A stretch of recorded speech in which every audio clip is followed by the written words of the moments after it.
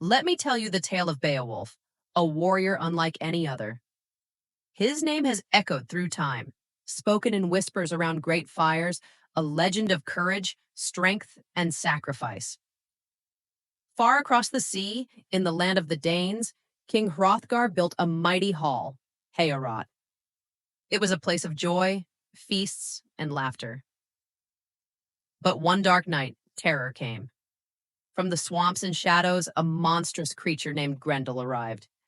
Towering over men, with claws sharp as blades, he struck without mercy. Night after night, he returned, leaving nothing but fear and sorrow. No warrior could stop him. No blade could wound him. Hrothgar's kingdom fell into despair. Then came Beowulf, a mighty Geatish warrior, sailing across the stormy sea with his men. He had heard of the monster and vowed to defeat it. He did not bring a sword or shield, for he knew no weapon could harm Grendel. Instead, he would fight with his own strength. That night, as the men slept in Heorot, Grendel crept in. He reached for his next victim, only to find himself caught in the grip of a warrior stronger than he had ever faced. Beowulf held him tight, his muscles straining, his heart fierce. Grendel howled in pain and fear. With a final mighty pull, Beowulf tore the monster's arm from its body.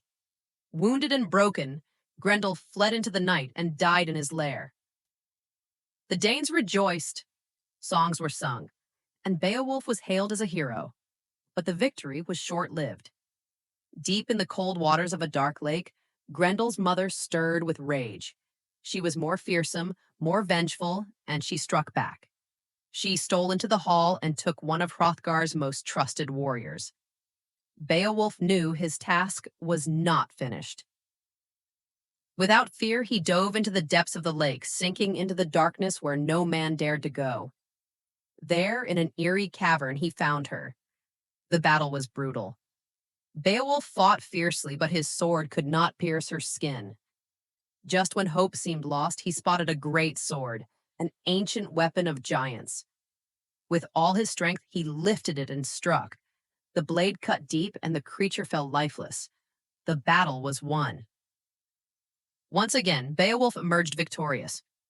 He returned to Heorot, bearing the head of Grendel as proof of his triumph. The Danes celebrated, their kingdom safe at last.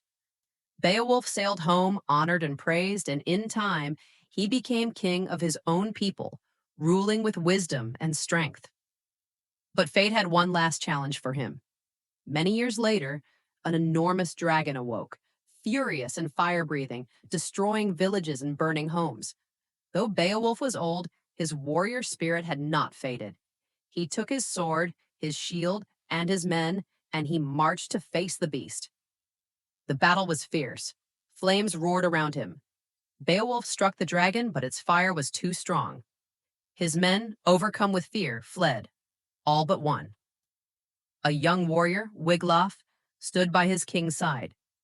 Together, they fought bravely, and with one final blow, Beowulf slew the dragon. But victory came at a cost. The dragon's fire had wounded him beyond saving. As he lay dying, Beowulf looked to Wiglaf and spoke his final words. He asked that a great tower be built in his memory so that sailors passing by would always remember his name. His people wept, but they honored their king.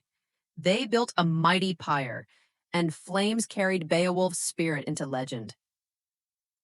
And so the great warrior was gone. But his story would never fade. For as long as courage, loyalty, and honor live in men's hearts, the name Beowulf will never be forgotten. And so the tale of Beowulf lives on, a story of bravery, loyalty, and sacrifice. Though he fell in battle, his legacy endures, reminding us that true heroes are not those who live forever, but those who face their fate with courage. Beowulf's name will never be forgotten, for legends never die.